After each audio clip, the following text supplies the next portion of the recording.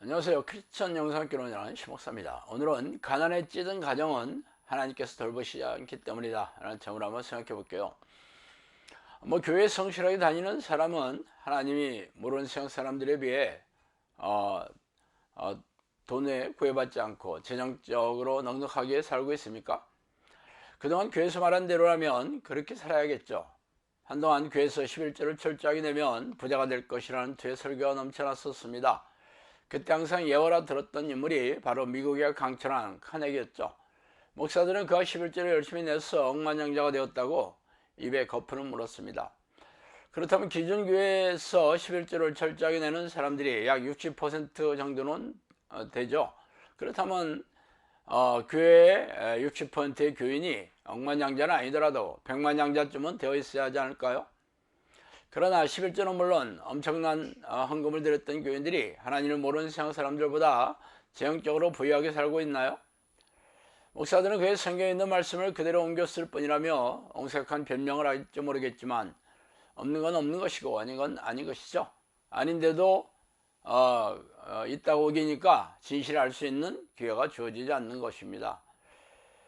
영상학교는 인생이 너덜너덜해진 사람이 찾아오는 곳이에요. 대부분 정신질환이나 고질병으로 삶이 무너진 사람들이 대부분이지만 재정적으로 폭삭망해서 찾아오는 사람들이 적지 않죠.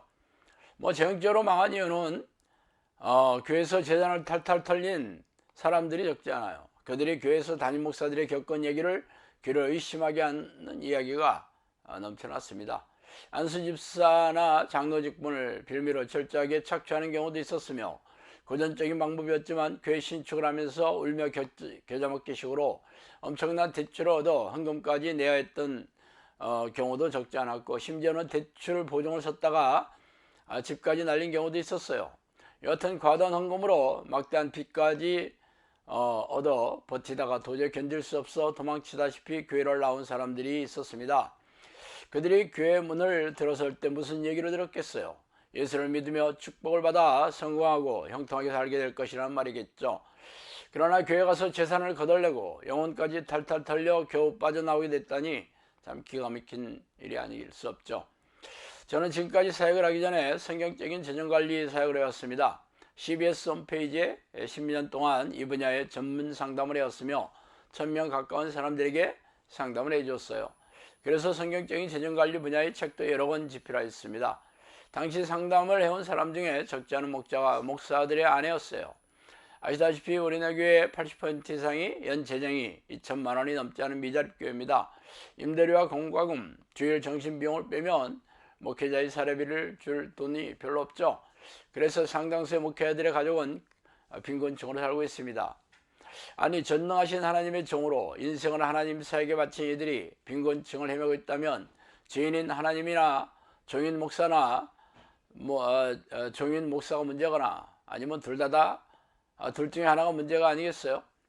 그래서 목회자의 아내는 저에게 자신들의 11조 헌금을 철저하게 드리고 세계 인생을 걸었는데도 왜 빈곤층의 수령에서 고통스러워하며 눈물을 흘려야 하는지를 물어보았습니다. 제 대답이 무엇이었을 것 같아요? 하나님의 전능하신 능력에 문제가 없다면 아무리 목회자의 가정이라도 하나님께서 돌보시지 않는다는 것이 아니겠어요?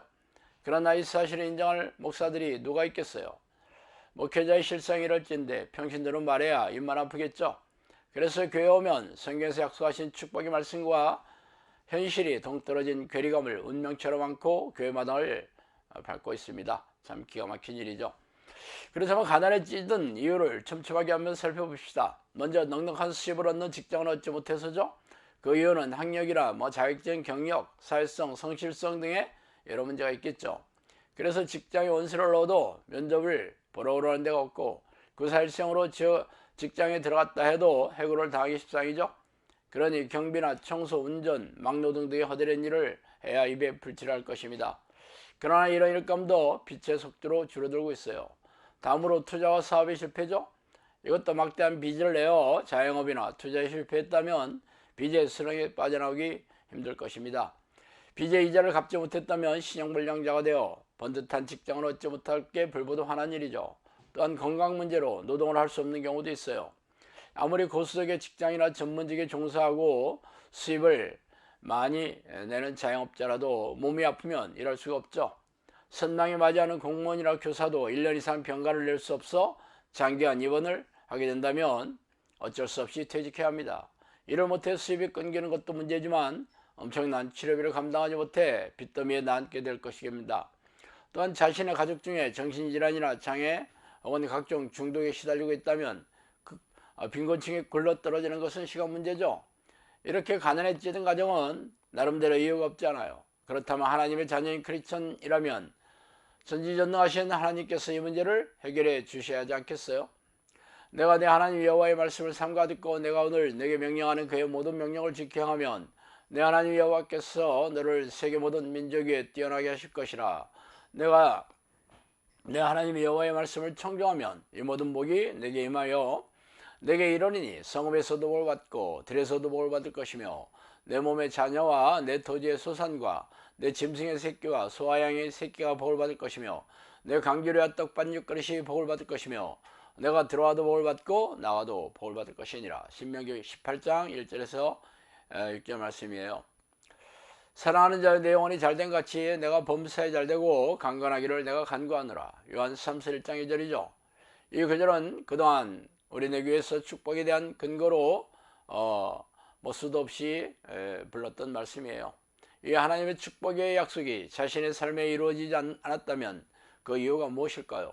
바로 하나님의 뜻에 순종하지 않았다는 것이죠.